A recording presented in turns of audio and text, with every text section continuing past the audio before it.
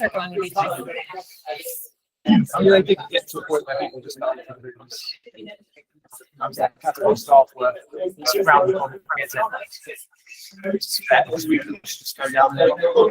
Good evening, everyone, and welcome to the 13th, lucky for some, the 13th edition of TransformGov Talks. Happy New Year, if it's not too late to wish you that at the end of January. A warm welcome to all of you in the room and to everyone joining us online as well. I'm Gavin Freegard, one of the organisers of TransformGov Talks, and it's great to have you with us tonight. Hands up if you've been to TransformGov Talks before. Welcome back, we're doing something right, that's encouraging. Hands up if this is your first TransformGov. You're very welcome. We hope it will be the first of many.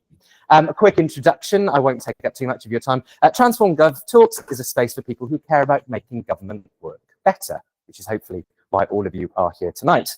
That could be new perspectives, that could be different ways of doing things, it could be things that have worked that people want to share about what they've been doing in the public sector or thinking about to do with the public sector. Each event consists of 2 presentations and a Q&A on how to do that. We are live streaming and we are on the record, so please bear that in mind. And although this has been inspired by events like UK GovCamp, it's not just about data, digital and tech. We've also had lots of presenters on policy design, on public engagement, and even a history of the National Audit Office, which is well worth checking out, I promise you. For those of you in the room, there is another very important thing to bear in mind. There is free pizza afterwards.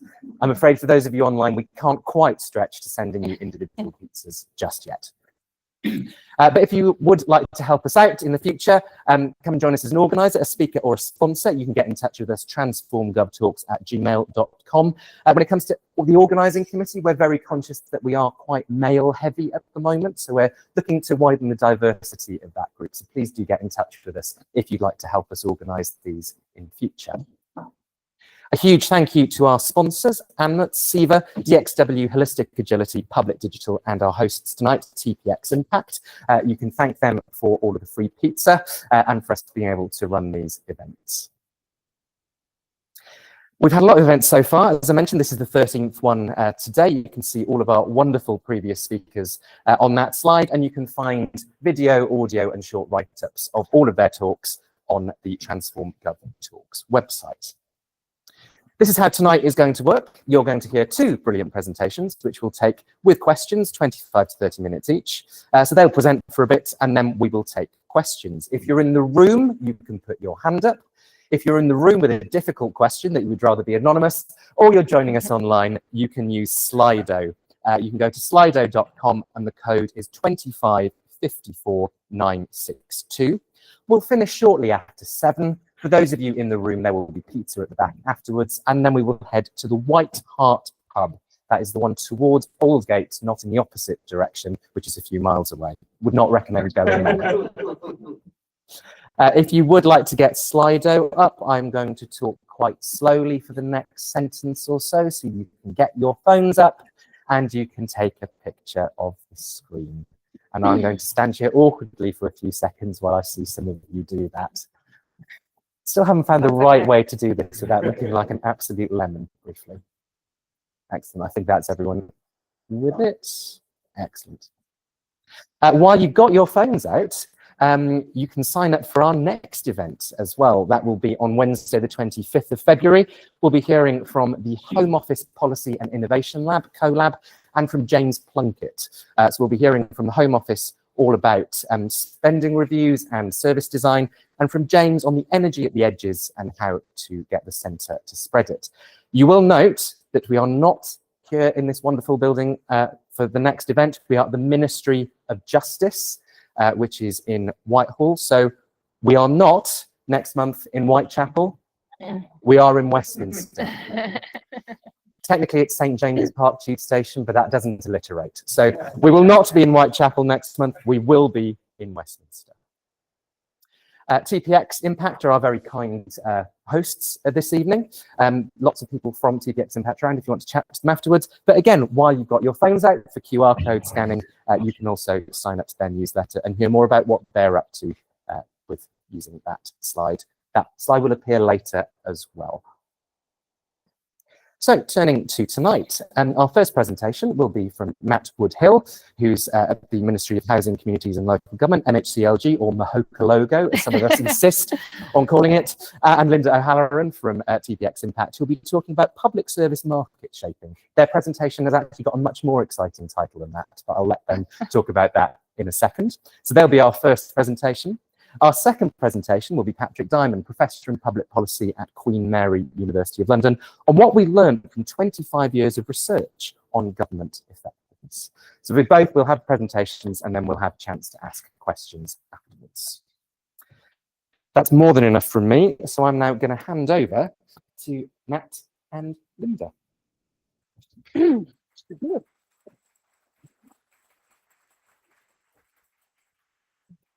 Thank you, Gavin, and thank you everyone for showing up. You've tacitly agreed to be research participants in how we might go about more consistently describing and hopefully mainstreaming a practice of market shaping in government. And the area of our interest that we want to focus on today is local public services. So complex local public services that are delivered by lots of distributed organizations, but with some kind of central government regulation attached. Where we started was last year, towards the end of last year, Matt and I realized we were working on two very complementary pet projects, both tentatively called playbooks. I have been working to try to synthesize, codify our market shaping practice. So Matt and I are actually former colleagues from Local Digital 1.0 and then possibly some other things. So we've been in this space for a long time.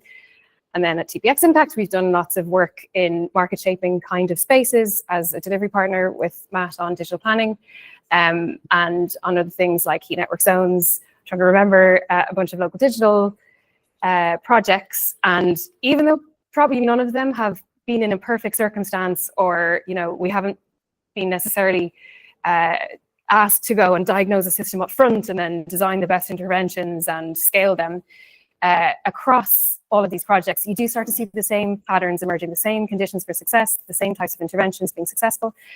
And it's not just true of the things that we've done, but also in the process of making my playbook, I've been interviewing some people who are even here, like Alice from the former, until recently was the SRO for, I can't even see her now,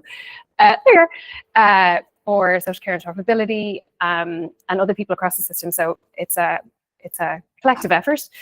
And the work that Matt is doing is similarly codifying the kinds of intervention that digital planning have tried.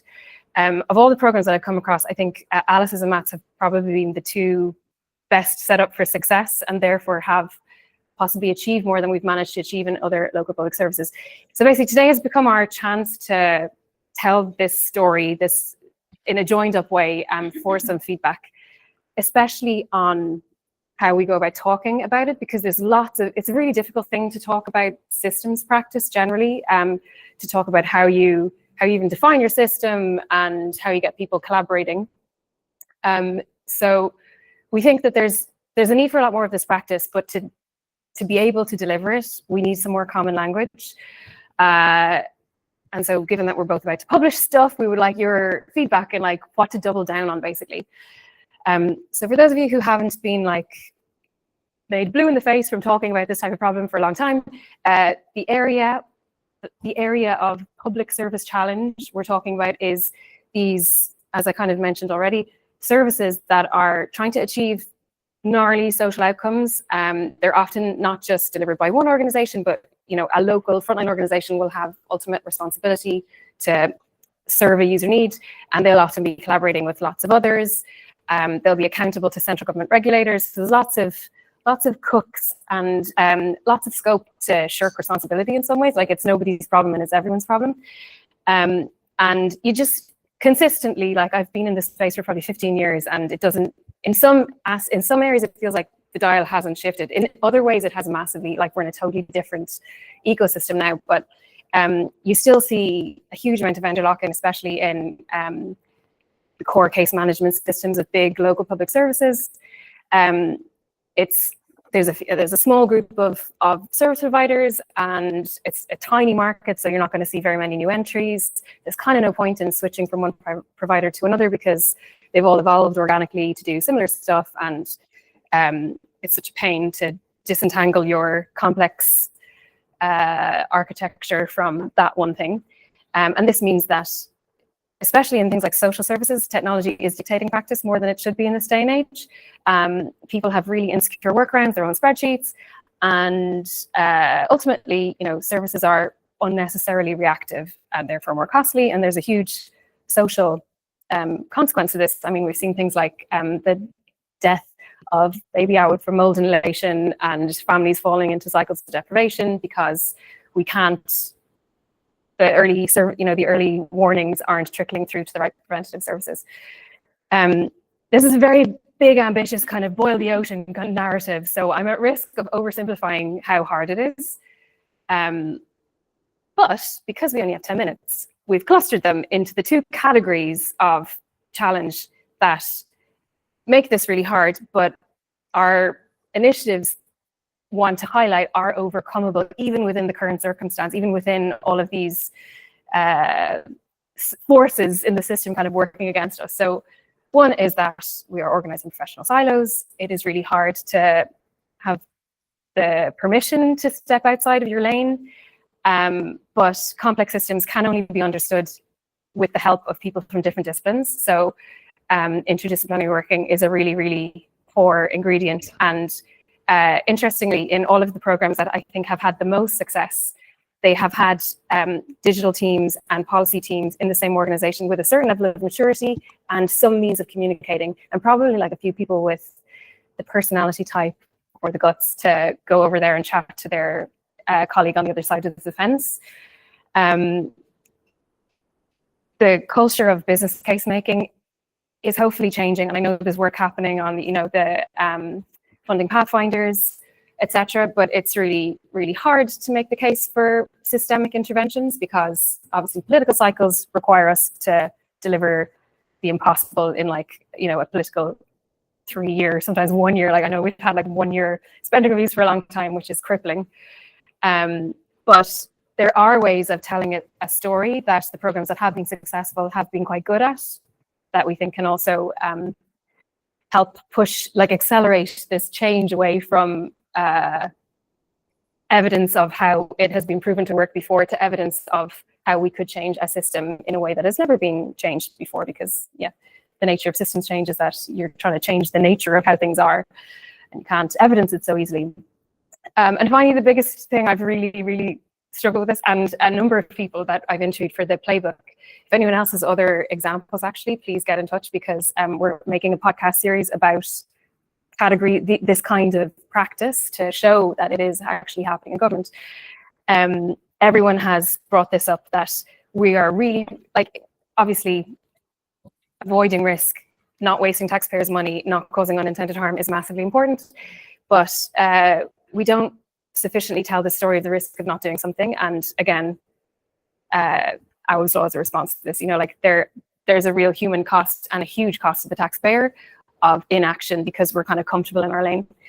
And where we want to land is that we think common language and some common tooling would make this a bit easier. So the DDAT framework, the Digital Data and Technology Framework, and the Service Standard Manual have been massively influential in changing the culture of government, so that we are much more user-centered and better at delivering modular, interoperable services. But they don't do the upstream stuff, can we understand the systemic issues? Can we diagnose a complex system? And again, we don't want to say that there's a silver bullet for this. It's gnarly work. But in the context of complex local services, you do see the same patterns over and over again. And we think we have learned quite a lot about how to do this. So our projects are an effort to codify that. And giving up is not an option. I've no time left. This is AI's interpretation of not giving up and making sure that we fix the plumbing across the board. So the language that we've landed on for now, there's loads of literature on this, and systems practice as a practice is decades old, but it's really interesting. We're kind of at not at loggerheads, but depending on what discipline you come from, it's hard to talk about this stuff. The technology industry thinks of systems in a technology way, and sociology will think about it in a different way, biology will think of it in a different way. We're looking for something that is especially accessible to policy professionals and isn't overly loaded. The shortest framing is market shaping. You could call it, maybe more accurately call it, public service or local service ecosystem shaping. The definition might work for both. Is the practice of designing and delivering interventions that deliberately influence how markets or local public service ecosystems develop, especially when purely commercial incentives aren't delivering socially beneficial outcomes. Maybe ruminate on that for a while. And this is the framework that we've landed on. I'm going to continue with the high-level macro stuff and then hand over to Matt to talk about specific interventions in terms of planning. But this is these are the stages that we've landed on as the key stages that you might go through to understand whether you're in a systems problem space, especially with your local service ecosystem. What conditions do you need to have in place to have a chance of pushing that boulder up the hill? Because you're essentially trying to change nature. Like it's not easy to, when all the forces organized to reinforce the status quo. So how do you make your job as unstressful and kind of burnout prone as possible? How do you diagnose your system and prioritize where to intervene? And then how do you actually design interventions? And most importantly, the thing that we often fall down on is how do you scale and maintain momentum?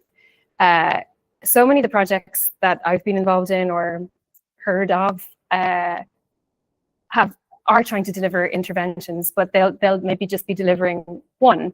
And they won't be able to demonstrate any real tangible impact in a short amount of time, and they fall over.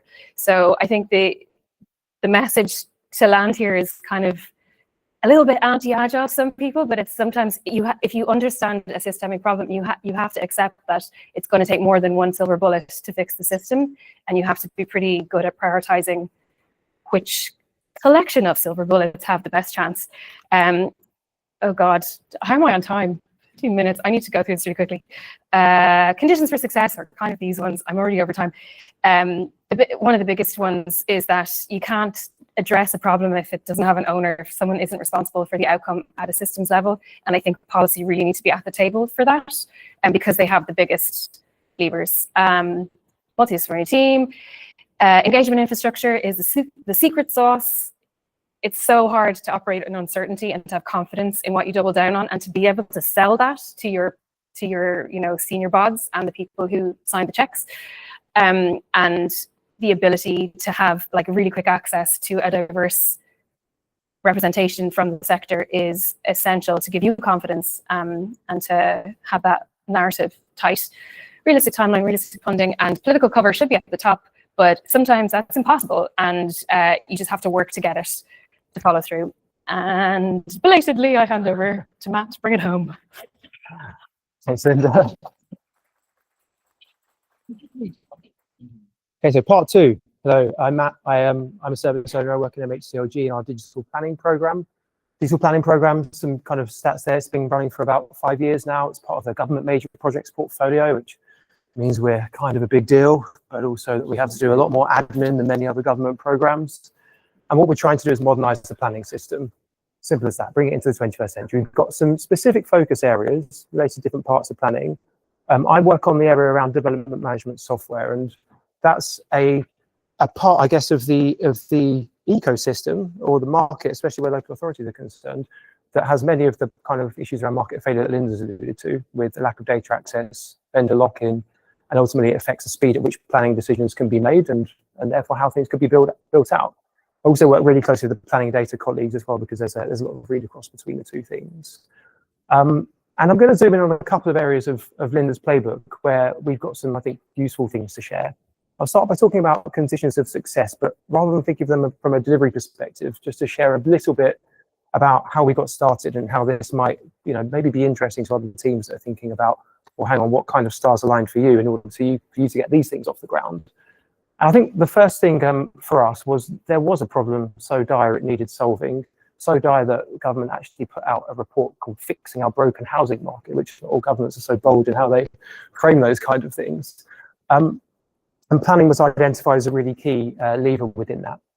But specifically, the moment of time this came around, which was 2018, we had this great kind of moment of political alignment, I guess, because you had the planning reform agenda that was being pushed by ministers, but also for the first time within MHCLG, a digital function being set up. The first things that the digital function focused on was something called digital land, which was looking at how we can make land and housing and planning data more accessible, and something called the local digital fund, funds that some of you might have heard of, where we were funding local authorities to come together to look at common solutions to common problems. And two of the problems that were put forward by local authorities there were, how do we solve these issues around systems processing in planning applications? What that kind of showed us was that there was this kind of convergence of things that were organically coming up, coalitions of the willing that wanted to get together around problems. And Steph Webb will be here somewhere. Can't see him at the minute. He's bailed out of my talk. But he and I worked together at a place called Future Cities Catapult back in 2017-18, where we had a future planning program. And so there were already different pockets across the industry and the sector asking these kind of questions, but marrying that up with intentional change coming from policymakers and from government was a really important driving factor. As Linda's alluded to, I think we really benefited in comparison to some local digital funded projects, for example, in the sort of social care space, because the policy ownership of planning was within MHCLG. You didn't need to go out to Department for Education for it, for example. So we could quite quickly go a couple of floors up and have some conversations with policy colleagues around how we can move things forward and look for those legislative opportunities. And I think this is a really important one, that legislation is too big a lever to ignore when you're doing this sort of market shaping practice. We were really lucky that we had visionary leadership, both from the directors of digital planning reform and planning at the moment this was set up. And then last but not least, which I think is something we could come back to again and again, we had a lot of belief that this actually could be done, and we found ways to expand that belief out to this sector. And I'm going to talk a bit about some of the ways that we did that. Which takes me nicely onto, I'm skipping some stages here, to stage 5. What were some of the interventions that we did and how did we try them? I was asked by my director, what would I do if I had, you might get this question yourselves in your jobs. What would you do if you had all the money in the world? How would you solve this problem? And I really, probably unhelpfully, came back and said, we'll do all these things. I don't think, as Linda said, there's not really a kind of single silver bullet. This is a systems approach. So I took a step back and I looked at all of the things we had been doing, wrote them down, things that we'd maybe talked about doing and hadn't lent into, and started to kind of put this together into a bit of a menu, I guess, of options that people might think about in terms of different types of market interventions and different types of levers. And I've categorized these in terms of hard levers, which I would personally define as basically things where you need to go to a minister or at the very least a director to get them to say, yeah, we might do that. I'll talk about them in a bit more detail. Soft levers, probably things that actually you could just do in your day-to-day practice and without really escalating too much to a key decision maker. And some other opportunities that I've been talking about with others, but I'm not going to have, sadly, time to talk about too much. But hopefully the slide deck gets shared around. So to try to use my time wisely and go through a few of these, the carrot and the stick will be things that everyone is familiar with as a metaphor. For us, the stick was taking powers through something called the Levelling Up and Regeneration Act, passed in 2023, specifically around mandating data standards and taking a power to approve planning software to ensure it complied with those data standards.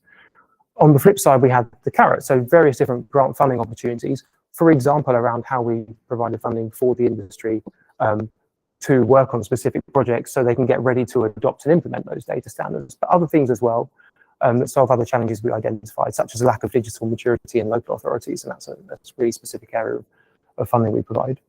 3 and 4, I think, also come as a kind of interesting pair. Enabling mechanisms such as digital public infrastructure, something we've been thinking about, especially in the context of how they can speed up change. This is not block text because these are not things that we're actually doing or have been doing so far. They're more kind of proposed or things that we're considering at the moment. But specifically on the digital public infrastructure side, we run a data platform, planning.data.gov.uk, where local authorities have to publish certain data sets to certain data standards, and that can then be made accessible across the country, including to the private sector via API. That's great. That's a great way of getting kind of lifting the floor, we think, of data maturity across local authorities. But actually we're asking ourselves questions around how could government run APIs and other bits of infrastructure support maybe transaction services, as well as just having kind of geospatial data featuring there. The enforcement mechanism. So this is how, rather than thinking about pace, maybe how we think about getting things to move at scale through some kind of certification scheme. And ultimately, it helps us to think about how we answer this question here. How do you actually approve planning software? There are options here. I won't talk too much about these because it's slightly sensitive, and actually, you know, we're considering lots of things, but there's accreditation, there's procurement, and there's even looking at like connections with digital public infrastructure, like HMRC have done with Making Tax Digital, where all software has to kind of comply with the APIs that they provide. One of our biggest interventions, number 5, no mean feat this, viable alternatives. So how do we actually start to disrupt the market if we're not actually putting other software into the market as a bit of a challenger, or maybe as inspiration through kind of open source and open innovation approach? What we've done is funded the development and worked really closely with local authorities to design these of 3 software products that basically allow you to process a planning application if you're in a local authority from end to end. So there's an opportunity for local authorities now to have something else that they could use, or there's something for the industry to look at and consider how they could adopt some of the best practices being identified there. And the time savings are great, 40% at the moment. There's kind of questions around how that goes to scale now, or at least how those benefits go to scale, if not the solutions themselves.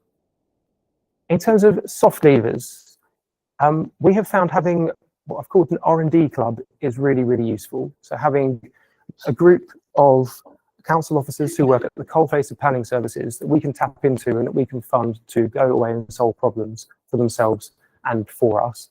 One thing that's been really important through this is backfilling their time. So their co-design inputs don't come for free. We provide grant funding, and that enables them to kind of hopefully take the time away from their caseloads and their day jobs to do that thinking about what the future of their services could look like. We do that through a network called Open Digital Planning. Demand and supply side preparation. It's important to find different ways of working with both sides of the market.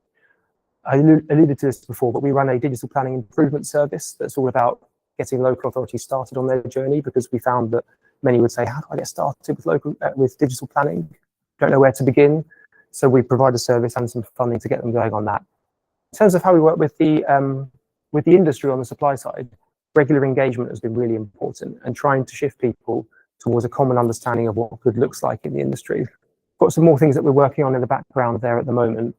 There's some really interesting stuff that's been put out by DHSC and the NHS on kind of assessment criteria for technology and foundational specifications, which maybe we could share links for in follow-up, because that's stronger work than we've done so far on that side of things. And the last 2, kind of coordination. So coordination is sometimes an overlooked role that central government can play. Open digital planning is a great convening point for us between central and local government, turning this kind of transformation journey into a shared endeavour. And what I really hope it does is it removes some of the kind of power dynamics that you might get on typical kind of central-local relationships, so that everyone is going on that journey and feeling empowered to take part in and input into it. And then last but not least, something that we're thinking about now, which is we collect a lot of market intelligence to inform our business cases and things. What we don't do is share that, which is, I know sometimes people get a bit squeamish about how we share some of these things publicly, but it's all from the public domain. It's from Contracts Finder and FOIs and things like that. So do we have a role to play in sharing that? And do we even have a role to play in coordinating local authorities through sharing templates, contracting opportunities, and even collective procurements? So this is my last slide. As I said, I was asked kind of to come up with an approach. What do I do if I had all the money in the world? And I put down 15 things, and then of course the first thing it says to you is you can't do all of that. And anyone says to you, you can't do all of that, and they're right.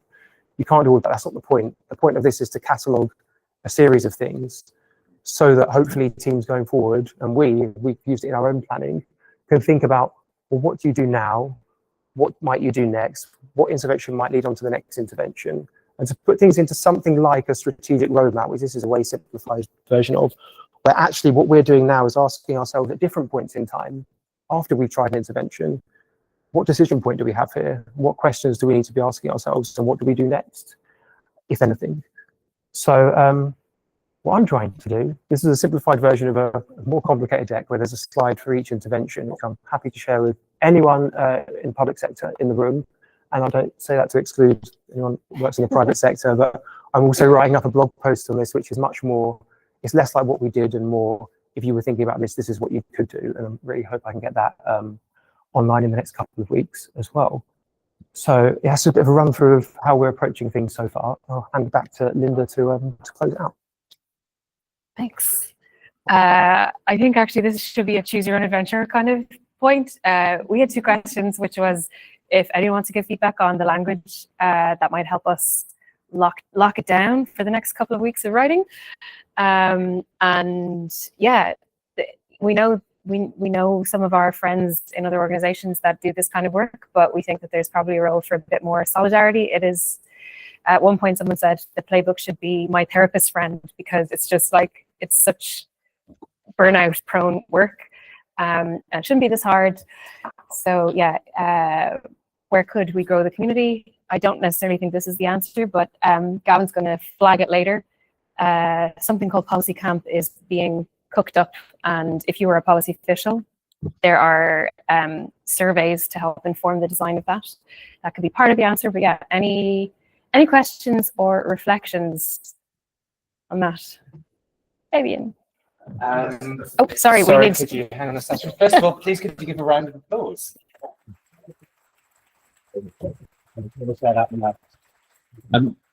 We will take a couple of quick questions. We've got Fabian first. I'll run to you with the mic in a second. Anyone else got a question? I'll take one from there as well. Excellent. Again, please do keep them short. Do tell us who you are and where you're from if you can. We are on the record. Fabian Chester from Policy and Practice. Brilliant presentation and absolutely critical. A little bit, I'm sort of aware that I think it was iDocs has something like 95% of the market for planning software. And one of the issues we're facing in a different area where you have a couple of incumbents who you can't get the data out of, there are no extensibility points, you can't integrate. And so it really limits, if you're a challenger coming into a space wanting to build the innovation, it limits like basically a whole lot of what you want to do is out of impossible. Have you been able to crack that nut yet? And if so, do you have a sense of what made the difference? It's a really tricky nut to crack because some companies have their tentacles across many different services, and even speaking to service managers in local authorities, they're not thinking about things in a modular way. They're thinking about procurement maybe first before service delivery. I think just quickly what we're asking ourselves right now is what are the things that only government can do in order to open this up, and how far down those journeys do we go? I think that's the best insight I can share at the moment. It's still an intractable problem that we're chipping away at. I think where there's momentum is through something like open digital planning. People have worked on alternatives. They know what the opportunity is. They've seen it. They've felt it themselves. So the question is now, how do they embed it and how does that scale? There's momentum and goodwill there, but contracts are different. And a final quick question and quick answer, if we can. Hi, my name's Olivia. I work at the Royal Town Planning Institute. Our State of the Profession found that some local government planning officers were quite concerned about both the local government reorganisation and also tech, so both legacy systems and AI upcoming. And given that you're kind of at the intersection of those things, I was just wondering if you could say a bit more about what you're doing in terms of local government reorganisation. Yeah, you are sitting behind my colleague, who's the best person to talk to about this, which is nice. Hey, Raf. We know. I think that's the first thing to say. And there's also colleagues in the local digital team who are in MHCLG who are really thinking through some more detailed approaches to this in terms of playbook and kind of best practice. But yeah, what we're potentially anticipating is systems consolidation and some unitarization things has been really, really problematic for a number of years, but there are some really good examples of authorities who have navigated that, such as Dorset in planning, who we're talking to, working with the LGA as well to see if we can kind of codify some of those case studies. I think it's something we all have to pull together on. What I didn't show you, and one of the opportunities I've called a white swan event, and a white swan event is like a predictable occurrence with a predictable outcome. We all know what's going to happen, and we all know the levers that we have available to us. So it's for all of us to put this into action and to make sure it happens. Brilliant. I'm sure there'll be lots more going up on the website with slides and hopefully contact details. And we've had some great questions on Slido, which I'll put to you separately as well. But for now, Matt and Linda, thank you very much indeed.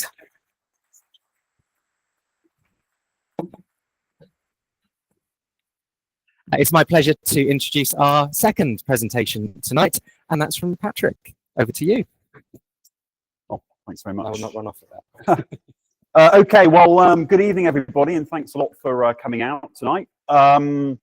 So I'm going to just share a few ideas with you, really, about the kind of broader question of government effectiveness and what we've learned. I think the straight answer to the question on the slide before you is we've learned lots. And if I had sort of 3.5 hours, I would regale you with, you know, a segmented analysis of the literature and what it tells us. But instead, what I want to do tonight is really just focus on kind of one theme that comes out of a lot of the work which has been produced on government effectiveness. And I want to do that very succinctly, partly because some pizzas have just arrived. And so I sense if I overrun, I'm going to be even more unpopular than I would be otherwise, because it'll prevent you from eating delicious pizza. But what I want to do this evening is just really make an argument very quickly about the fact that what a lot of the research on government effectiveness has done, both consciously and unconsciously, implicitly and explicitly, is create a narrative about how the UK state and public policy works, which focuses very heavily on failure. And what I want to talk about briefly here is some of the problems around that and what we might begin to do about them. Now, I'm very conscious that I'm making a very heroic generalization here, and there's lots of research which has been produced over the last 25 years which doesn't necessarily focus on failure at all. Nonetheless, I think if we step back from everything that's been written, everything that's been published, I would stand by the claim that failure is really the dominant narrative around how we think about government, particularly in Britain, as in a number of other countries. And I think that's partly because a lot of the work which has been produced in this space, which tends to attract the most profile publicly, tends itself to focus very explicitly on failure and problems, dysfunctionality, pathology, and so on. And what I've just put on the slide here is 3 what I would take of as emblematic cases of this research. And I should say right at the beginning, just in case the authors might be in the room, that I think these are all 3 very, very good books indeed, which present a very coherent, erudite analysis of the problems we face in our system of government. So The Blunders of Our Governments, I'm sure many of you in the room have read the book, know about it, published in 2013 by Ivor Crewe and Anthony King, goes back to the early 1990s and really looks at various case studies of policies which have gone wrong in the British system of government and draws some very strong conclusions about why the system fails and doesn't work as we would like it to. Then more recently, a book that was published in the immediate aftermath of the COVID-19 crisis, Failures of State, by 2 journalists from the Sunday Times, Jonathan Calvert and George Arbuthnot, which looks at the reasons why Britain failed to respond adequately to the COVID-19 pandemic. And then most recently, this book by Sam Friedman, Failed State, achieved an enormous prominence, sold many, many copies, and I think really has impacted beyond, as it were, just the academic or research world in terms of thinking about state failure in Britain. A particularly good analysis of why some of our policy-making institutions are broken. So, as I say, I think the effect of having these books in the public domain is that they have brought a lot of important attention to these issues, but at the same time, they have reinforced the narrative of failure. Now, you might say in response to what I'm arguing here, it's hardly surprising that this research is focusing on failure, and it's hardly surprising that the literature leans in this direction, because there's a lot of failure and crisis around the British government. I put a long list here, but I want to sort of separate this out into 2 categories. I think we've had in the last 10 or 15 years some failure events which have really revealed some very deep structural flaws in how our system of policy-making governance work. COVID-19 was obviously one of those. We can talk about the reasons maybe in discussion afterwards. I think the attempt of the United Kingdom to leave the European Union from after the referendum in 2016 would be another case. And these are 2 very big systemic sort of governance crisis issues. But then alongside that, there have also been a series of events, problems, crises, scandals, which have also revealed other problems in our system of government, you know, Grenfell Tower and all of the issues that revealed about regulation and safety in the public sector, the post office scandal, the mistreatment of hundreds of public servants, you know, Windrush, obviously all of the issues that raised about policy making in the Home Office, HS2, the failures of major projects, the list goes on and on. Scholars and academics working in the space of public policy have effectively tried to generalize about why these problems might be reoccurring, and I would suggest that they've alighted on 4 major factors. I'll go through these very, very quickly. The first is that we have in our system of governance and public policy a highly centralized Westminster model that shapes how we make policy and how we think about solving public problems. It's heavily centralized despite devolution. It sucks all the power into the center. It also has some very ineffective accountability relationships, which themselves reinforce these problems. That's the first issue. The second issue is the dysfunctional nature of the Whitehall model. Again, a heroic generalization, but the claim would be that Whitehall is characterized by siloization, by institutions not working effectively together, by civil service which is demoralized and also exposed to high turnover and high churn. Lots of problems in the Whitehall system. The third factor would be that ministers themselves make problematic decisions because they're increasingly driven by short-term politics. Lots have been written about this. Are ministers and politicians more and more orientated towards fighting a kind of permanent campaign in which they care much less about governing and policy making and much more about winning elections? And that in itself puts pressure on and reduces the effectiveness of the policy-making system. And then, of course, the fourth factor, which again has been obviously much talked about by academics and other researchers, is the long-term impact of public sector austerity, which has depleted and eroded capacity and capability from different parts of the public service. And, you know, I don't want to, in a sense here, adjudicate on which of these causes may be the most significant, which of these drivers are most responsible for leading to the problems of ineffectiveness that I'm talking about. But this, as I say, I think has created a sense in which a lot of the work on government effectiveness is really focusing on problems and failures. And so the argument I just want to make and leave you with this evening is very quickly this. I think the danger of a lot of this analysis is that it is overly focused on failure, and it gives us a perspective on how our system of government works, which is unbalanced. Now, of course, for the reasons I've discussed, we do need to talk about failure. We need to talk about problems. We need to talk about pathologies. We need to talk about policies that have gone wrong. To suggest otherwise would be ludicrous. But I think that the effect of this narrative, which the literature and the research has created, has been, as I say, to create an unbalanced perspective in which we're all too aware of the failures, but nowhere near enough focused on the successes and what's gone well as well as what has gone wrong in our system of policy making. Now, there are some academics who are beginning to wake up to this. My colleague Paul Kearney at the University of Stirling, along with some other academic colleagues of his, has begun to flesh out a framework which he calls positive policy analysis, which is really trying to think about how can we as scholars of public policy start to focus on the successes and what is going well as well as what is going wrong. And I think in this approach, which is an area that I would like to develop and work on myself too, is thinking much more about what can we learn from cases of success and what do those tell us about how we make policy better, implement it more effectively, deliver more efficiently and more with greater impact. And I just put on the side here 3 very brief sort of quick examples of areas where I think it seems to me, standing back from the data, that we have made significant progress in public policy in the last 25 or 30 years.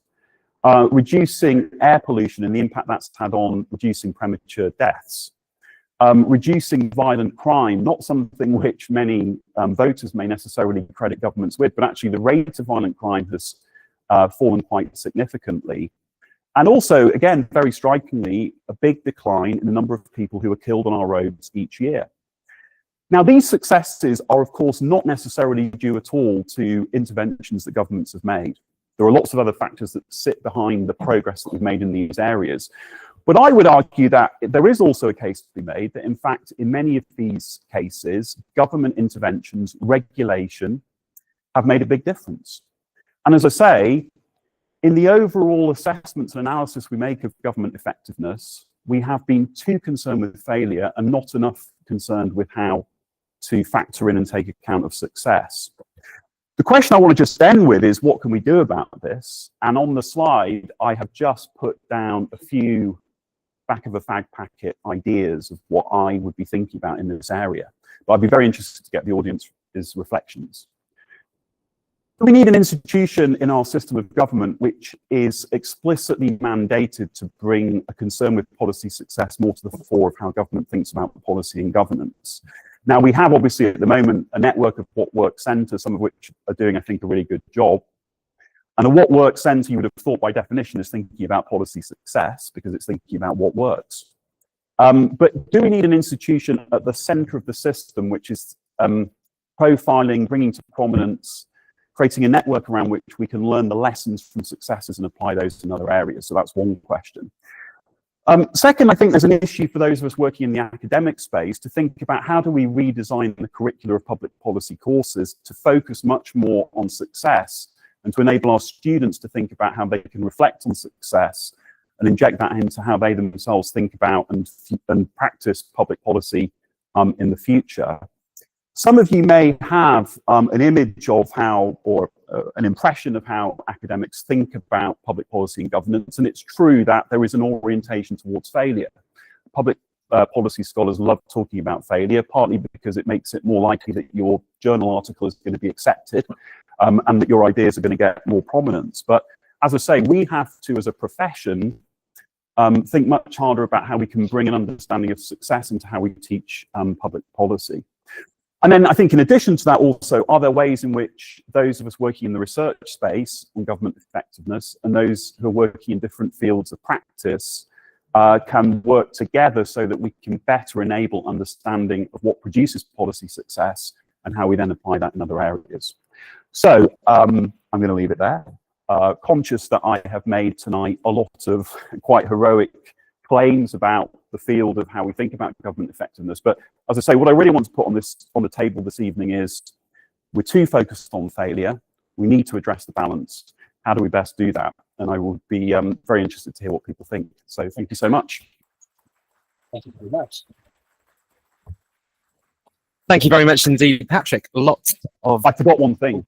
The Institute for Government, which you used to work for, is an institution which has done a lot of work to redress the balance. So should have said that. But Thank you. I shall pass that back to my colleagues. in case they're watching.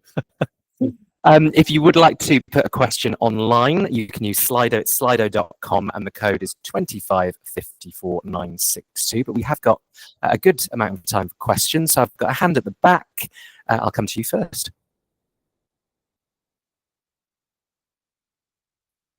Thank you. It's really small. Hello. So my name is Sydney. I work as a civil servant. You mentioned key drivers around failure, for instance, so your pull for. Do you have anything around successes? Do you see like common themes around the successes and what work? Actually, you're mentioning about Center for Government. What would be the key things they would push forward as like this works? Sure. So I think in terms of themes around success, there's a lot to say. The three examples that I've given, though, I think are examples of where success has come relatively slowly. It's evolved.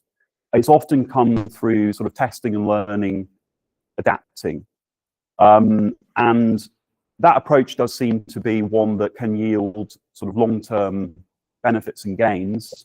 But it's difficult to do in the political environment that we operate in because, as you all know very well, the incentives, particularly driving ministers, tend to be much more short-termist, as I was saying, much more towards electoral imperatives. So I think that the challenge is to be realistic about the context, the ecosystem within which we make policy, which we govern and which we deliver policies. I think it's not credible to say that we should all just be long-termist and give ourselves 30 years to solve these problems, nice as that would be.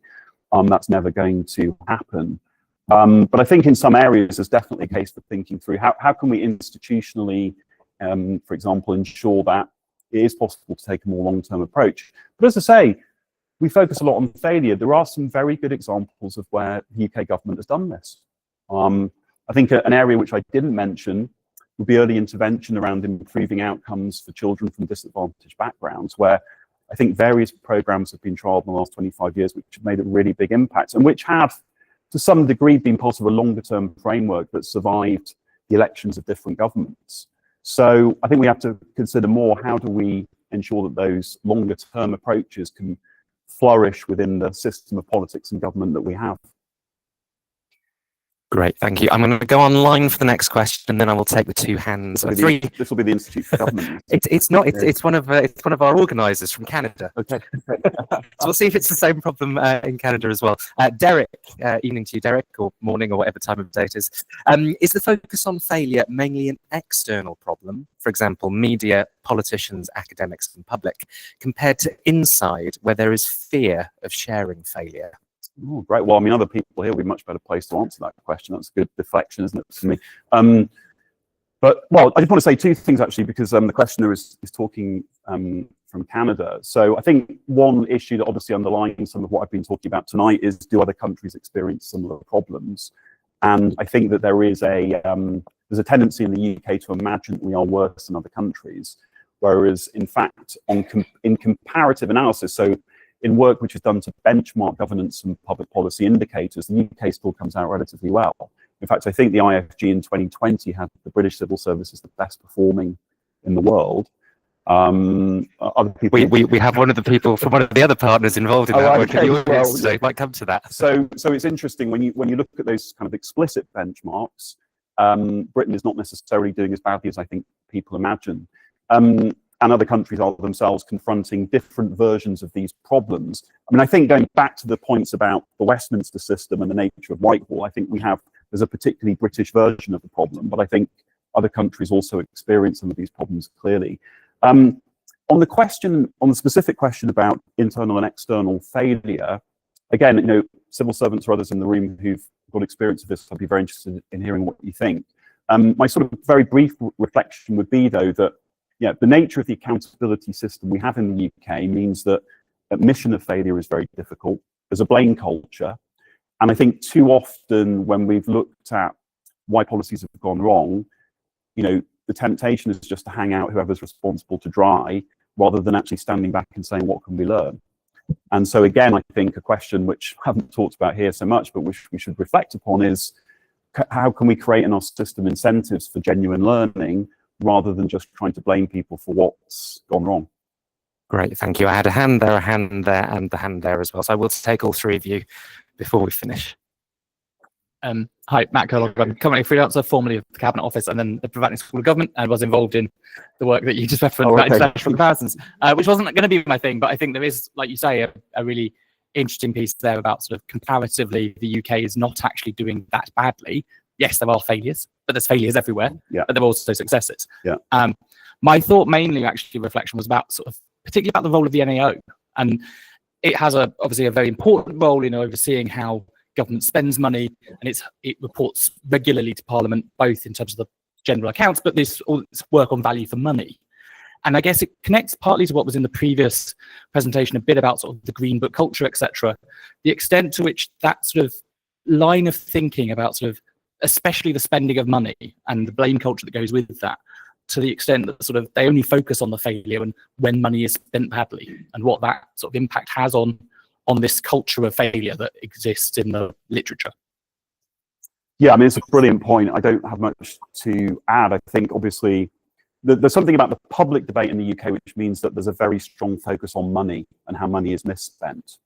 And I think that also reflects, or that's a product of some of the kind of Westminster accountability relationships that we see at play here. But I think one implication of this analysis might be, how could you work with bodies like the NAO to try to encourage, a more reflective, more balanced perspective on projects where they do go wrong? Because I think the NAO does a lot of excellent work, but again, it probably feeds this narrative of failure quite strongly. And obviously there can be instances in which it absolutely has to do that. But I would just suggest that, is that resulting in this kind of unbalance, which I think, or lack of balance, which is, I think, not optimal for how we do governance and public policy in the UK. Hello, John Mortimer. I used to work with someone called John Seddon, who you may have come I do know across. John said, well, yeah. And I've been working in this way, mainly local government, a little bit in health. And I'm surrounded by very good practice. I'm surrounded by pilots that have worked really well. Yeah. A lot of evidence. And organizations like Demos and the King's Fund regularly publish good practice. So it's interesting to see that it is around and it is certainly available. What I see is that maybe there are people that aren't listening, and when you find out why they're not listening, have you looked into the paradigm that people are looking at this in terms of learning? And do you think that new public management as a paradigm is actually working against people learning these potentially systemically different ways of working?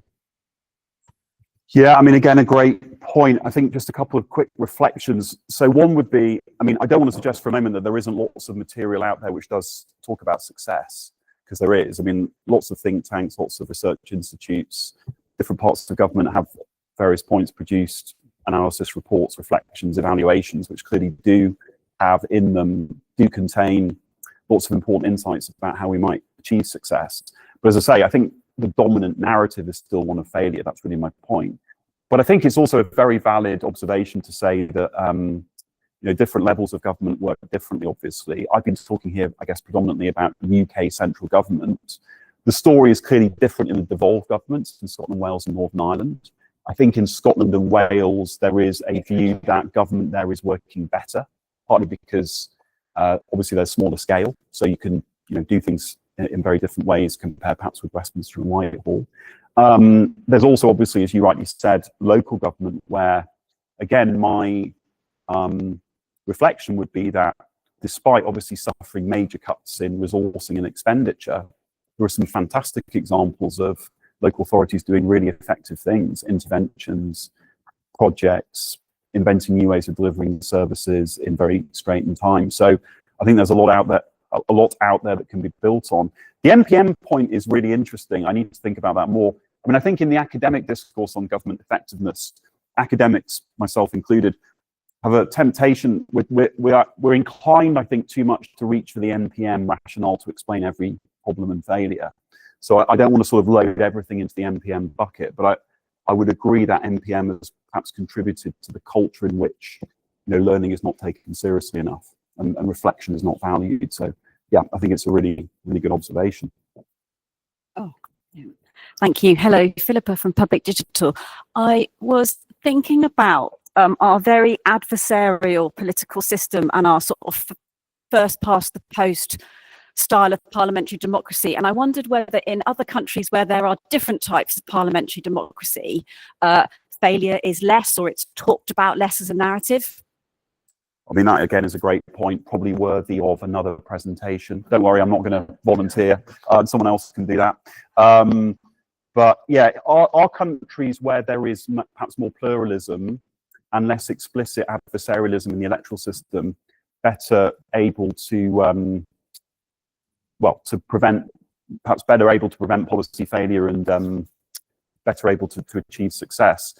I think, to be honest, I'll answer this in two ways. One is to say, personally, I'm a supporter of proportional representation. So I think that there is value in, I think thinking through the electoral system would have value in terms of how our broader policy making and system of government works.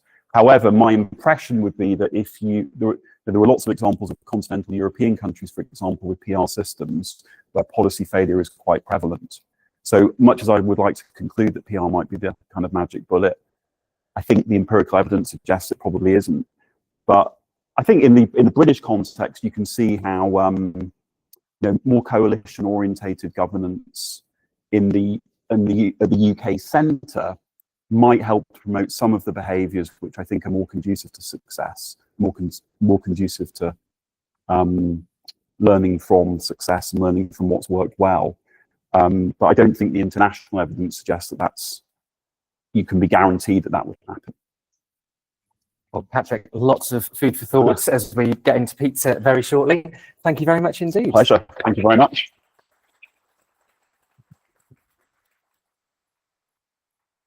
Patrick's kindly given us some further reading as well, and we'll make sure that we list that on the TransformGov Talks website as well. I'm now conscious that I'm the only thing between you and pizza and some drinks, unless you're online, in which case you might already be enjoying the pizza and drinks, who knows. So some very quick parish notices. Linda's already given a trail of this one, which is Policy Camp, and this has sort of come out of TransformGov Talks and some of the brilliant presentations we've had on various aspects of policy in government. We are thinking of pulling together some sort of unconference type event on policy for policy people. If you would like to help inform what that might look like, now is the time to whip out your phones and sign up to those QR codes. There is a Google form for those government departments who can use Google, and there's a Microsoft form for those government departments that can't use Google. You can also go to policycamp.org.uk if you'd like to sign up for more information. I'll talk a little bit and ramble just for a few more words, just to give you a little bit more time to do that. I can see there are a few phones up, but please do go to policycamp.org.uk, fill in those forms and help us work out what would work best to help all of you. A few other parish notices, which is basically stuff that I'm hosting over the next few weeks. If you're interested in freedom of information, My Society are hosting with various other people as well, FOI Fest 2026. Come along, some keynote speakers, but also lots of skills workshops and lightning talks as well. Connected by Data, where we care about bringing public voice into discussions about data and AI. We have an online public engagement community of practice meeting on the 11th of February. We'll be hearing from Beam, who do magic notes for social work on public attitudes towards that, and National Voices on health data. We're doing some things around the AI Summit in India, but that's also online. We've got a big conference in Manchester on the 6th of March. Do sign up for that and join us up in Manchester. I also host public digital data bites. You can sign up for more information on that. More information to come on public.digital/data-bites-series. Again, we'll put all of these in an email, so don't worry about getting all of the URLs. And also Think Digital have got various conferences which are free to people in the public sector. You can go to thinkdigitalpartners.com and hear much more about all of those. Again, if you would like to join us for our next event on Wednesday, the 25th of February, we've got Liam and Violette from the Home Office CoLab, the Policy and Innovation Lab, talking about service design and the spending review, and James Plunkett from Kinship Works talking about the energy at the edges and what the centre can do to support it. Remember, for the 25th of February event, we are not here in Whitechapel, we are back in Westminster. It will be the Ministry of Justice, St James's Park Tube Station. Again, if you'd like to keep up to date with TPX Impact, our very kind hosts today, please do scan that particular QR code. If you would like to help us organise, please do improve our diversity as an organising committee. If you would like to speak or know someone who should, or if you would like to sponsor, please do come and grab one of us afterwards, or transformgovtalks@gmail.com. And if you really want to help us out, tell someone how much you've enjoyed the brilliant presentations that you've heard tonight, and encourage them to sign up to the newsletter to hear about future events. That's transformgov.org.uk. All that remains for me to say is that there is shortly pizza and drinks at the back of the room. Do join us on the 25th of February, and please do join me in thanking our fantastic presenters tonight, Matt, Linda and Patrick. Thank you very much.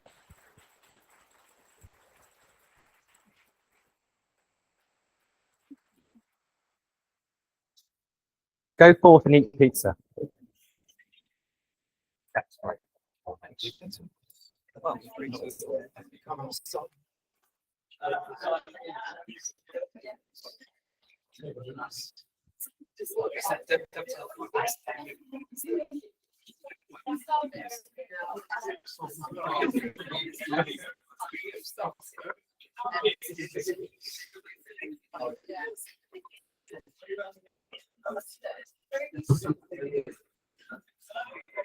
Yeah.